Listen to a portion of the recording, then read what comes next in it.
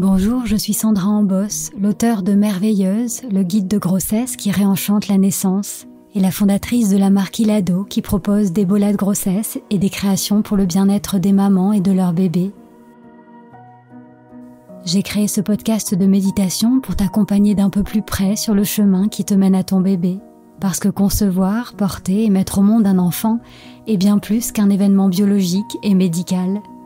C'est une expérience bouleversante qui nous transforme physiquement mais aussi émotionnellement et spirituellement. Alors je t'accueillerai ici chaque fois que tu en auras besoin pour t'aider à vivre ton voyage de maman en toute confiance et en toute conscience. Bienvenue dans Naissance d'une maman, le podcast qui réenchante la maternité. Aujourd'hui, j'ai le plaisir d'accueillir Anne Bellargent. Anne est doula depuis plus de 10 ans et elle est aussi la fondatrice de l'approche Slow Rebozo. Le rebozo, c'est ce tissu traditionnel venu d'Amérique centrale dont vous avez peut-être déjà entendu parler, notamment pour le soin de resserrage du bassin au postpartum. Dans cette conversation, Anne va nous raconter comment elle a découvert le rebozo et comment elle l'utilise aujourd'hui pour accompagner les femmes avec beaucoup de douceur et de présence au-delà du postpartum. Elle partagera aussi avec vous sa vision du soin, ce que signifie ce mot slow pour elle, et la façon dont on peut s'approprier ce tissu, chez soi, en couple, pour se faire du bien dans notre quotidien. Bonjour Anne, merci d'avoir accepté mon invitation. Oui, bonjour Sandra, je suis ravie, merci de ton accueil. Et pour commencer, est-ce que tu peux nous en dire un peu plus sur ce tissu, le rebozo, et sur la manière dont tu l'as rencontré? Merci. Effectivement, moi je suis doula depuis plus de 10 ans maintenant.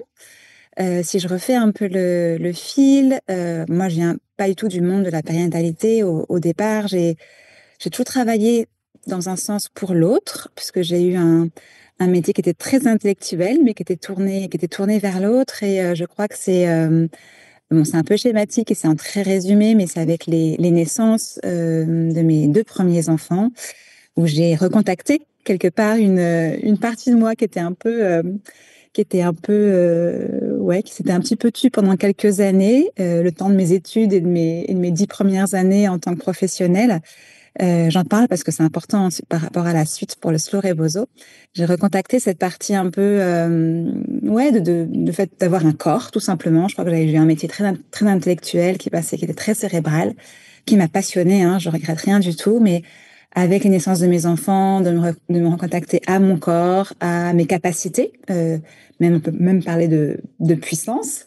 J'ai eu envie de faire un métier où vraiment l'humain serait plus dans mon quotidien. Et donc, j'ai découvert ce métier de doula. Je me suis formée il y a plus de 10 ans. Et je crois que dans toutes les formations de doula, à un moment, on croise ce tissu, le rebozo. Donc, je viens peut-être prendre un petit temps pour nommer que le rebozo, effectivement, c'est un tissu, c'est un châle qui vient du Mexique. Le mot rebozo, il est espagnol, donc il a été ajouté au moment de l'arrivée des colons et des conquistadors, mais au Mexique, dans les zones vraiment, où il y a eu toutes les cultures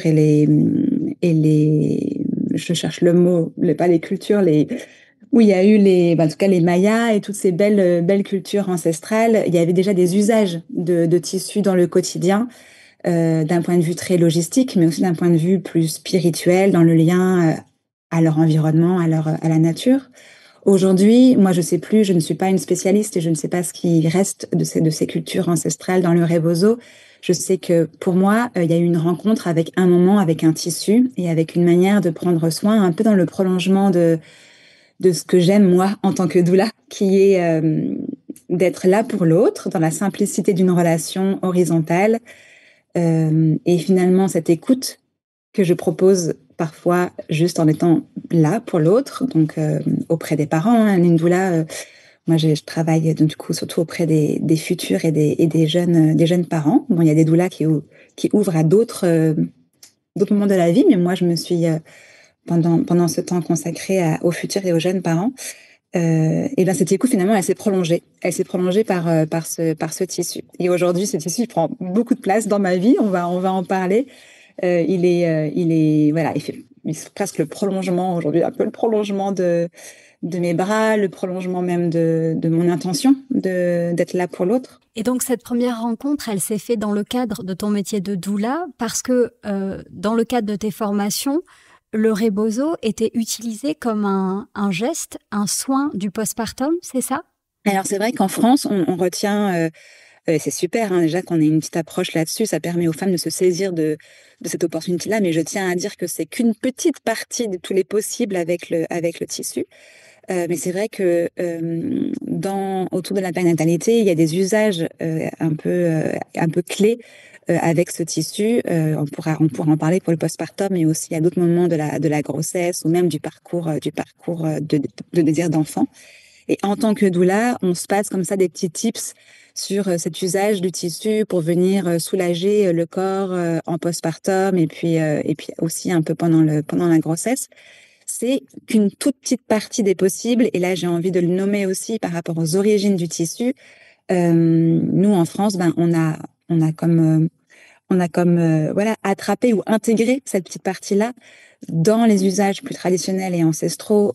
Au Mexique, il y a des choses qui sont beaucoup plus vastes et beaucoup plus, c'est incroyable la manière dont beaucoup les sages-femmes d'ailleurs, hein, c'est nous doula, nous sommes pas sages-femmes, c'est aussi pour ça qu'on n'a pas les mêmes usages, mais les sages-femmes traditionnelles au Mexique vont avoir des usages très variés, incroyables et d'une sagesse très très profonde. Voilà. Nous en France, on a récupéré un petit bout de cette sagesse pour venir la reconstruire et la re-questionner par rapport à nos besoins, nos valeurs, nos envies aujourd'hui. Et avant justement de parler de ton approche, qui est finalement une vision beaucoup plus ouverte du rebozo et teintée de qui tu es, est-ce que tu peux, pour les futures mamans ou les jeunes mamans qui nous écoutent, nous présenter un peu comment on peut utiliser le rebozo dans cet usage peut-être plus restreint, mais du resserrage du bassin ou du soulagement pendant la grossesse ou même pendant l'accouchement? Quels sont ces usages-là qu'on peut faire avec un rebozo? Alors c'est vrai que je nommais le côté restreint, mais parlons-en parce qu'en fait c'est déjà énorme de venir pouvoir utiliser ce tissu dans ces moments de notre vie. Je pense que très naturellement, hein, quand on y réfléchit, le bon sens nous dit ben voilà le corps pendant la naissance c'est ouvert, le bébé, il y a eu le passage du bébé, même avant ça il y a eu la grossesse avec pendant 9 mois le bassin qui a accueilli voilà le bébé qui a grandi. Donc il y a eu un travail au niveau du bassin et ben, ça paraît assez logique en postpartum de venir resserrer et refermer ce bassin. Je tiens à dire que c'est en fait un peu plus subtil et heureusement d'ailleurs que c'est pas si mécanique que ça. Ça voudrait dire sinon que si on n'a pas de serrage de bassin, on est foutu, alors que c'est pas du tout le cas. En fait, le tissu en postpartum, c'est pas tant de venir rapprocher les os, c'est pas si mécanique. Ce qui se passe, c'est que ça vient peut-être apporter un point d'appui, un point de force dans le corps pour que le corps qui est soumis quand même à rude épreuve avec différentes choses qu'il a à faire en même temps, se reconstruire de l'intérieur, guérir au niveau de l'empreinte du placenta et de l'utérus, peut-être allaiter, peut-être porter son bébé, peut-être voilà, avec une fatigue qui est bien connue des jeunes mamans. Donc le tissu, il va venir soulager, apporter de la force, apporter de la contenance, un peu comme un point d'appui pour que le corps il puisse se ressourcer et faire ce qu'il a à faire. Le corps, il sait ce qu'il a à faire. Moi, plus j'y travaille, plus j'ai confiance dans le corps des femmes. C'est pas le rebozo qui fait tout, mais ce serrage, il vient apporter un réconfort ultime, une sensation où en fait on peut enfin baisser un peu les armes, se relâcher. Et donc du coup, le corps en se relâchant, il se replace, les ligaments peuvent enfin se réapproprier une nouvelle manière de fonctionner à l'intérieur du bassin. Voilà, c'est comme un point d'appui. Moi, j'aime bien le terme de point d'appui. Ça enlève un petit peu le côté magique du rebozo et qui prendrait tout le pouvoir. Non, le pouvoir, c'est le corps et c'est les femmes et le tissu, il vient donner un coup de pouce pour que les choses se fassent dans le bon sens et dans des bonnes conditions pour le postpartum. Et c'est aussi le pouvoir de l'intention, Ouais. s'offrir ce moment rebozo, ce rituel, parce que finalement, on peut parler de rituel parce qu'il y a cette idée de mettre du sens dans un geste.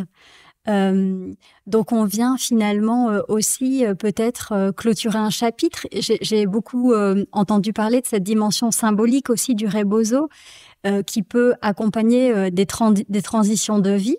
Et le postpartum en est une transition. Ouais, c'est très juste ce que tu dis. Il y a plein de dimensions dans ce moment où on peut recevoir un enveloppement avec le rebozo. Là, je parlais du serrage du bassin et de l'aspect un peu plus physiologique.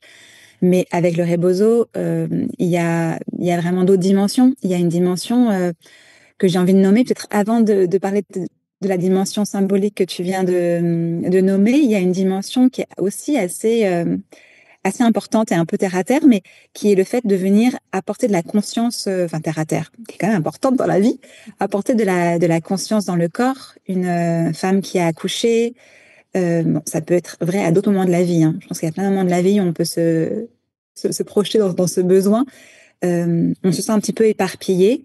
On sent qu'on a moins de points d'appui, de force dans le corps. Les femmes en postpartum, elles disent que d'être debout, c'est quand même fatigant. Il y a des gènes dans le bassin.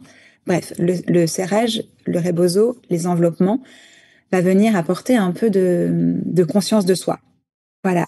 J'ai accouché, je, je donne beaucoup à mon bébé. Et ben, l'enveloppement, le serrage, ça va être un retour à mon corps, un retour à moi, un retour à mes limites. Et ça, c'est une première dimension qui est très, très belle à voir chez les femmes quand dans leurs yeux, je sens qu'il y a vraiment un retour à elles, qu'elles se remettent un peu au centre du moment.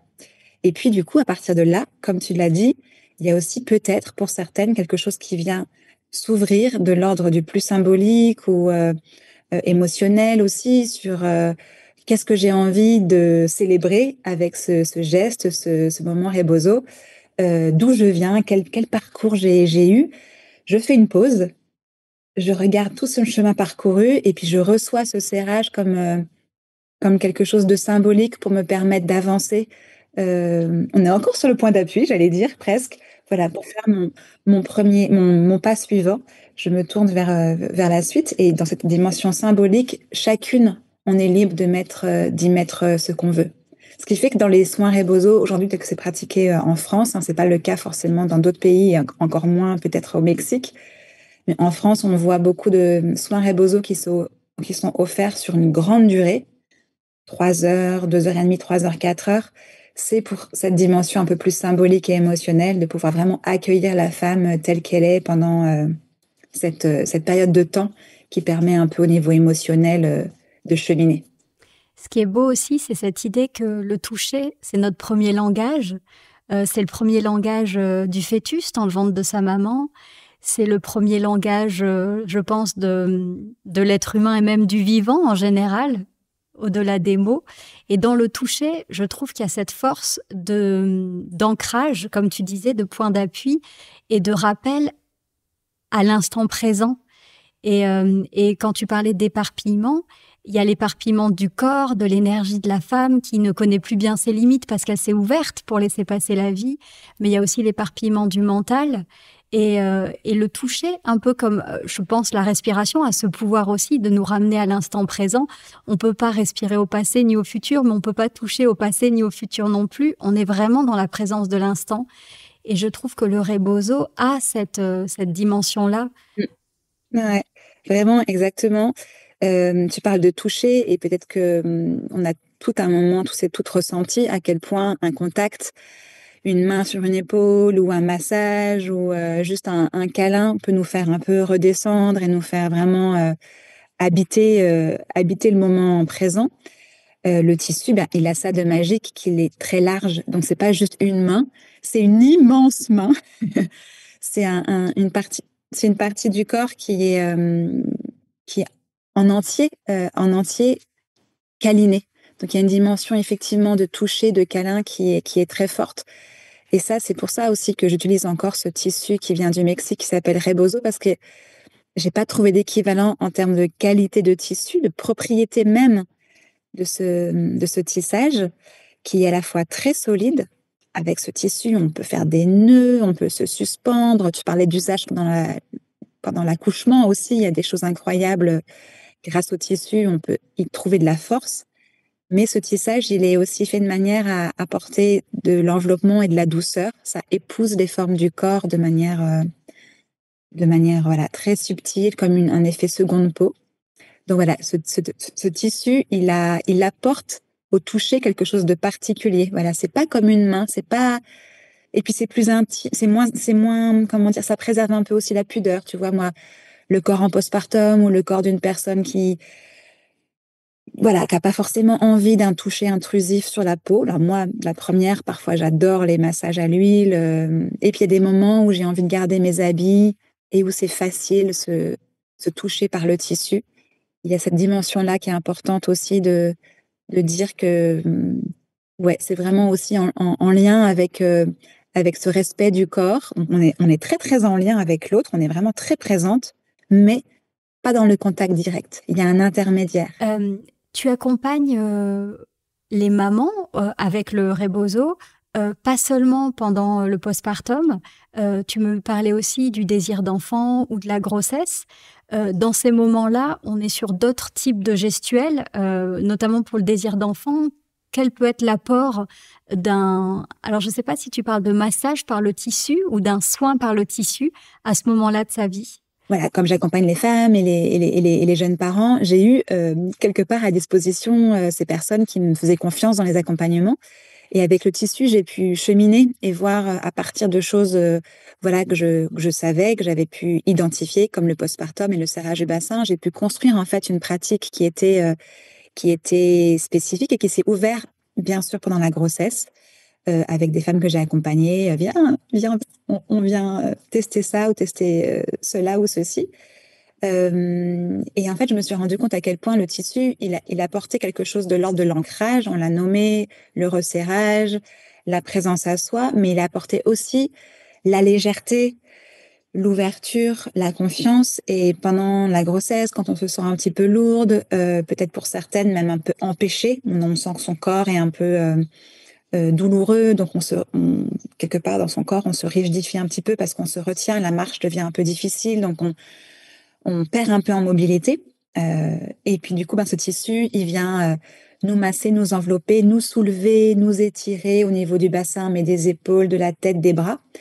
Et c'est vrai que ça apporte une autre dimension du soin, du massage avec le tissu.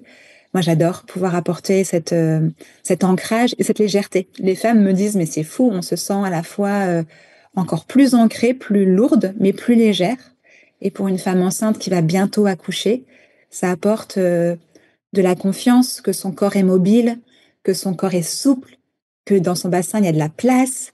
Et puis, ça fait un voyage intérieur au niveau, voilà, le tissu sur le visage et sur le crâne, par exemple, fait vraiment effet un peu d'apaisement mental.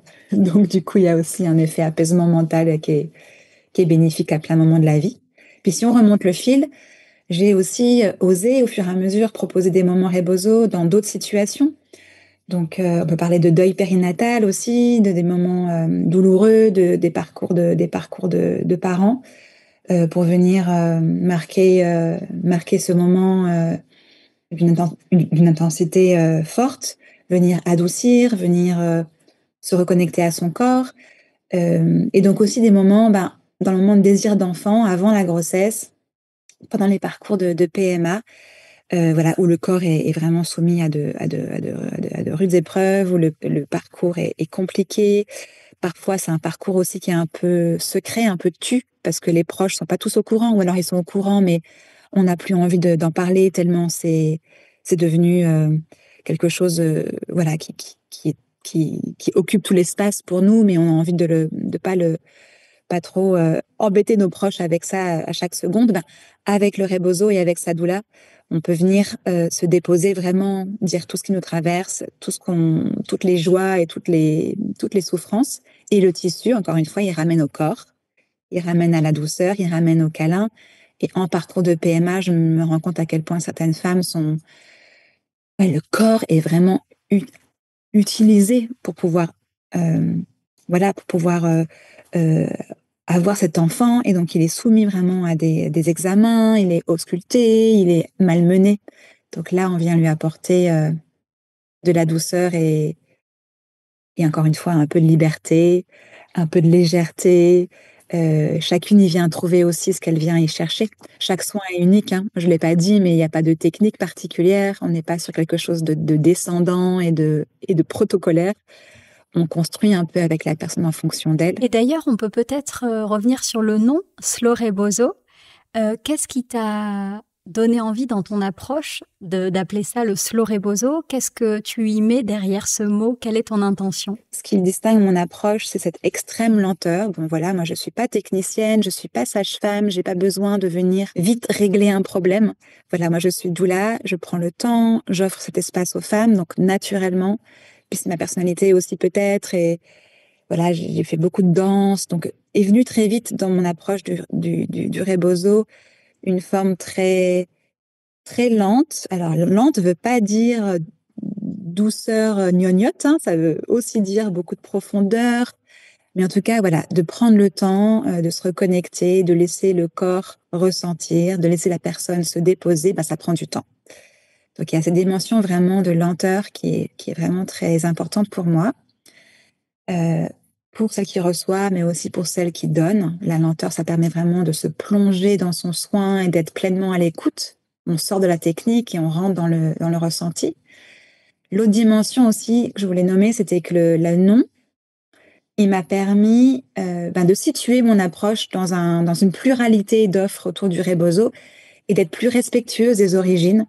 Peut-être à un moment, je me suis dit que ce soin, on entend beaucoup soin traditionnel, soin ancestral, ou moi j'ai vraiment voulu nommer que c'était plus respectueux pour moi. J'ai cette sensation-là de nommer que ce soin, voilà, il était slow rebozo.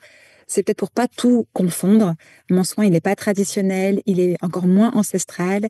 Il est construit à partir de ce tissu qui m'est cher, mais il est construit à partir de qui je suis, de ce que j'ai envie d'offrir aux femmes. Et la dernière dimension, peut-être que j'ai envie de nommer rapidement, c'est que je voulais aussi apporter un nom à cette pratique pour la professionnaliser, pour lui donner un peu plus de profondeur, de pouvoir derrière créer un mouvement de personnes qui sont formées à cette approche, qui s'inscrivent dans la lenteur et dans la longueur, et donc qui se questionnent sur leur posture, sur la technique, sur l'approche.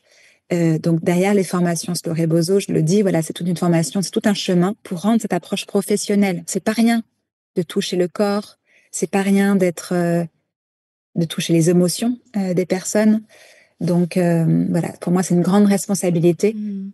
Et aujourd'hui, quand tu formes des praticiens ou des praticiennes au Slow Rebozo, j'imagine que ce ne sont pas seulement des doulas. Quels sont les professionnels aujourd'hui que tu formes? Ouais, alors il y a beaucoup de professionnels autour de la périnatalité, que ce soit des doulas, des accompagnantes ou des thérapeutes manuels, ostéopathes, kinés, quelques sages-femmes aussi, des psychomotriciens, donc finalement des professionnels de la santé qui œuvrent autour de la périnatalité et du jeune enfant. Il y a aussi d'autres professionnels qui sont pas dans la périnatalité et qui accompagnent et qui sont des thérapeutes. Donc ça peut être des aptothérapeutes, des thérapeutes voilà, il y a plein de thérapies un peu de l'ordre de la famille des approches psychocorporelles ou des approches somatiques. Donc ces approches qui font le lien entre ce qu'on vit, notre chemin au niveau psychique et puis le corps. Donc tu vois, il y a même des thérapeutes qui s'en servent vraiment dans des approches de thérapie. C'est pas mon cas. Je suis pas thérapeute. Je vois bien que dans mes rebozos, il y a des choses qui se passent. Il y a des choses qui se passent malgré mon intention. Mais puisqu'il y a l'espace, la neutralité, la bienveillance, le non-jugement, et il y a la lenteur et l'accueil inconditionnel par le tissu, il se passe des choses. Donc il y a un aspect thérapeutique aussi qui est pas ma profession, mais pour certaines personnes voilà, qui viennent se former au rebozo, au slow rebozo pour ça. Et où est-ce qu'on peut trouver la liste de ces praticiens et praticiennes formés? Il y a un annuaire qui existe? Donc l'annuaire des praticiennes, praticiens, il y a un praticien. Slow Rebozo, c'est les personnes qui ont été jusqu'au bout, qui ont fait la formation, la pratique. Aussi, je travaille avec une ostéopathe en ce moment pour apporter une dimension de conscience d'anatomie et de physiologie pour les praticiennes. Donc, il y a tout un parcours. Donc, les praticiennes qui sont sur l'annuaire, c'est ces praticiennes qui sont engagées dans ce parcours professionnel, qui ont terminé le parcours et qui sont engagées au sens, elles continuent à se former, on est en commun dans un labo où on travaille, on réfléchit encore, on est supervisé par une psychologue. Voilà, il y a toute une équipe finalement. Voilà, c'est pas un annuaire de gens juste formés, c'est un annuaire de personnes qui sont engagées dans un collectif. Et donc voilà, slorebozo.fr, il y a un annuaire. Alors, on n'est qu'une trentaine aujourd'hui, mais on commence un peu à couvrir les 4 coins de France et même un peu plus loin. Et quelles sont tes envies ou ta vision du moment avec Slorebozo? Il y en a plein et c'est incroyable. Je te parlais donc de ce collectif où on travaillait ensemble et on pouvait tirer des fils. Il y a énormément de sous-groupes et de personnes qui travaillent en ce moment sur des différents sujets. Donc moi, mon envie et mon rêve, c'est que ça continue. Tu vois, cette dimension collective, c'est ça vraiment qui est très cher pour moi, que finalement, cette approche, ce soit plus la mienne, Anne Belargent, mais que ce soit plus grand que moi, plus grand que nous, et que de plus en plus de personnes s'y inscrivent et se reconnaissent. Donc il y a cette dimension-là dont je parlais à l'instant de professionnalisation et de collectif qui est pour moi le chemin, voilà, que je vais explorer encore quelques années. C'est pas fini. Et du coup, dans ce chemin, on se rend compte que le Slow Rebozo accompagne des moments de la vie, mais insoupçonnés. On a des femmes qui travaillent auprès de personnes âgées, de femmes victimes de violences, d'adolescents en difficulté, d'adolescents qui ont certains troubles, etc. Et le Rebozo va ramener au corps, va ramener à une dimension d'apaisement.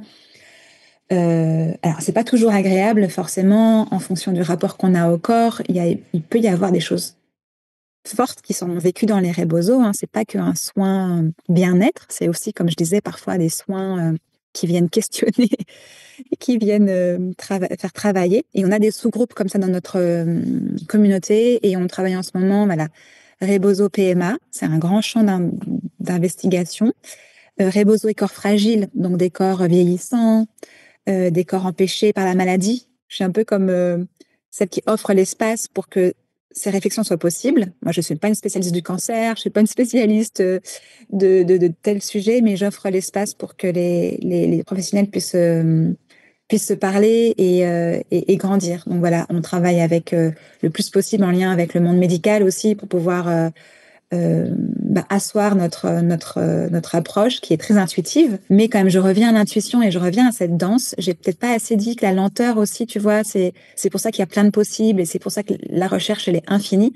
C'est que la lenteur, et grâce au tissu et grâce à ma position à moi professionnelle qui est d'être un point d'appui, en fait ça crée comme un dialogue de 2 corps. Je sais pas si tu imagines, ça peut se passer allongé, ça peut se passer assis ou debout, mais si je te tiens dans le tissu, si tu es avec moi, tu peux fermer les yeux et je peux ressentir ta respiration. Toi aussi, tu pourrais presque ressentir ma respiration. Si vraiment je te tiens dans une juste tension, on est vraiment en lien. Et du coup, juste ma respiration ou si voilà, ma relaxation va faire ta relaxation, ma douceur va créer de la douceur chez toi. Il y a comme un dialogue un peu comme ça, intuitif et corporel, sans mots. Et c'est pour ça que c'est infini, que les champs d'action sont infinis, parce que ça peut être aussi avec les enfants, dans le couple. Tu te rends compte, t'imagines dans le couple d'instaurer un peu ce dialogue sans mots, cette reconnexion. Et c'est marrant parce que quand tu me parlais tout à l'heure de Slow Rebozo, la première image qui m'est venue, c'est pas le mot lenteur, c'est le slow, la danse. Cette danse partagée de notre enfance, enfin de notre adolescence plutôt. Je ne sais pas si ça existe encore, si les gens dansent encore le slow. Mais ce que je trouve beau aussi, c'est cette idée de finalement pouvoir à terme utiliser aussi l'outil comme tu disais, dans un quotidien, peut-être avec nos enfants, peut-être dans notre couple. Pour celles qui nous écoutent et qui ont peut-être déjà un rebozo chez elles ou qui sont intéressées par la découverte, quels sont les petits gestes simples du quotidien qu'on peut peut-être faire soi-même avec son rebozo ou qu'on peut partager? Est-ce que tu as un petit tips à partager? Ouais, j'en aurais plusieurs. Après, en audio, c'est plus difficile, mais déjà c'est comme le massage avec nos enfants. Parfois, on n'ose pas, et puis on commence un peu par les pieds. Entre 2 pouces, entre nos doigts, on masse les pieds, puis après on prend confiance. Donc déjà de se dire qu'on peut commencer par quelque part avec ce tissu, et puis ça va pas la peine d'être une spécialiste et de faire un soin d'1 heure pour être dans le soin. On peut commencer par des petites choses, et peut-être qu'on peut commencer par soi.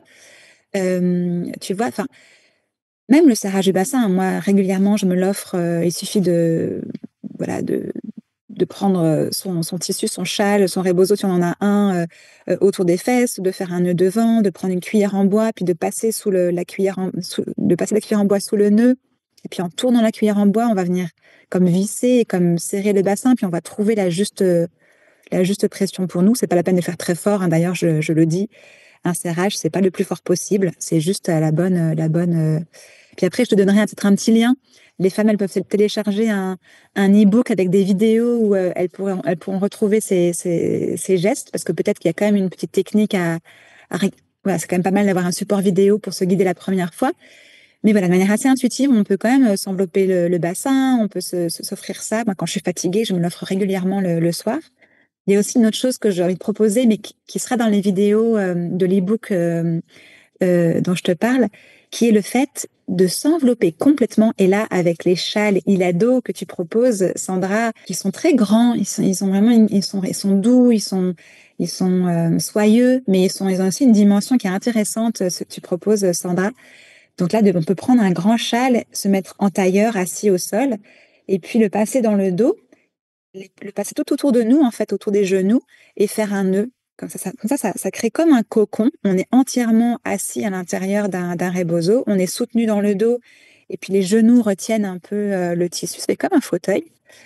Et puis on peut juste rester là, faire sa méditation, écouter une méditation que tu proposes. On peut lire un livre.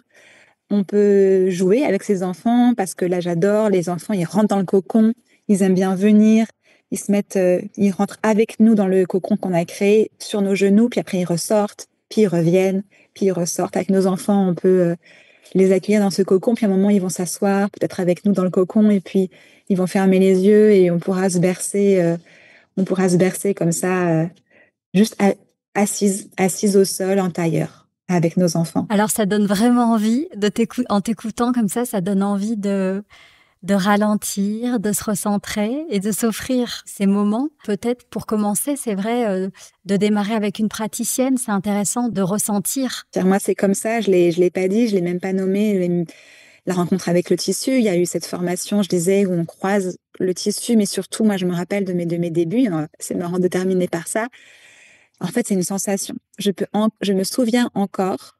C'était longtemps après ma formation de doula. C'était un stage où une femme qui s'appelle Viviane Lemaigre Dubreuil, qui est une des premières doulas, et puis qui est partie à l'étranger et qui est revenue avec des savoirs autour du tissu. Et elle est d'une grande douceur. Donc, elle pratique le rebozo, pas comme les Mexicaines, mais comme elle est.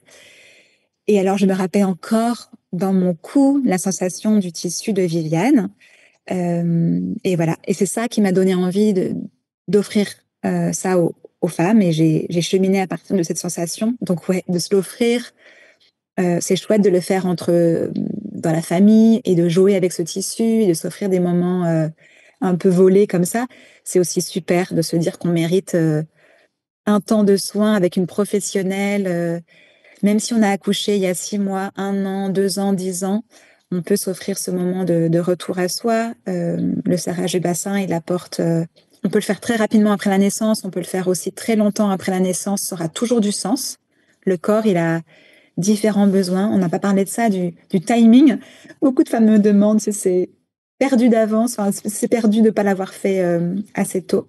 Au contraire, on peut toujours s'offrir ces moments d'enveloppement qui apportent au corps une mémoire et un rappel de sensations un peu ouais, un peu ancré, je pense, assez archaïque. On peut retrouver les praticiennes sur l'annuaire, on peut chercher autour de soi et s'offrir un beau chalilado. Pour celles qui veulent explorer et découvrir et ressentir, donc je vous mets en commentaire de cet épisode le lien vers ton site, Anne, et vers l'annuaire, le lien vers le e-book dont tu as parlé avec quelques petits gestes que vous pouvez pratiquer avec le Rebozo, et puis bien sûr le lien vers les chats Lilado. Est-ce qu'on parle aussi peut-être, Anne, de cette formation que tu offres aux couples? Tu as créé une formation pour que les couples puissent découvrir le Rebozo et l'utiliser pendant la grossesse, l'accouchement et le postpartum, il me semble. Est-ce que tu veux en dire un mot? Oui, alors moi, en tant que doula, forcément, j'ai beaucoup accompagné les couples à la découverte de ce tissu et j'ai fait des ateliers en présentiel pour leur montrer. Et c'est incroyable à quel point ce tissu, il est tellement facile à utiliser qu'on a des effets, on obtient des effets, voilà, même si on n'est pas spécialiste. Donc, je partage depuis longtemps des petites choses sur comment on peut soulager voilà, pendant la grossesse, apporter un peu de légèreté, le serrage du bassin. Alors, pendant l'accouchement, c'est un peu plus délicat parce qu'il faudrait un peu plus de temps et un peu plus d'échanges pour transmettre des choses. Mais en tout cas, j'ai fait un petit module vidéo qui est assez court en partenariat avec Ilado en plus, puisque quand on achète ce programme vidéo, on reçoit un châle Ilado. Et c'est quelques petites vidéos qui permettent en couple pendant la grossesse. Après, ça pourrait être aussi utilisé à d'autres moments de la vie, mais c'est vrai que je m'adresse plus à des couples qui attendent un bébé pour l'utiliser à deux, pour venir étirer la colonne de la femme qui est enceinte et quand on peut plus, qu'à mal au dos, de pouvoir venir soutenir le corps par des petits bercements. Et puis le serrage du bassin, je montre comment faire le serrage du bassin à deux en postpartum. C'est tellement bien de le recevoir d'une professionnelle, mais c'est super de le faire aussi en couple, chez soi. On peut le faire tous les jours. Donc, avec plaisir de parler de ça. C'est disponible sur mon site aussi, Slow Rebozo, la formation en ligne. Il y en a une pour les professionnels qui est plus longue et plus complète, et une pour les couples qui se concentrent sur les gestes clés à reproduire chez soi pendant la grossesse. Merci beaucoup, Anne. Donc, j'ajouterai bien tous ces liens sous l'épisode. On reste en lien et je suis disponible pour répondre aux questions. On n'a pas pu tout dire, donc je suis très disponible pour répondre à des questions. C'est vrai que c'est un vaste sujet. Et voilà, j'aime en parler, comme tu as pu te rendre compte, comme tu sais. Donc, je reste à votre disposition à tous et à toutes. Et un grand merci, Sandra, pour tout ce que tu apportes aussi au Slow Rebozo, parce que ton soutien, il est depuis le début dans nos échanges et dans la visibilité ou voilà, ce que tu peux apporter aux professionnels de ta petite fenêtre, mais qui fait beaucoup. Donc, je vais te remercier pour ça. Merci, Anne. À bientôt. À bientôt. Merci pour ce moment partagé. J'espère que ce podcast te fait du bien.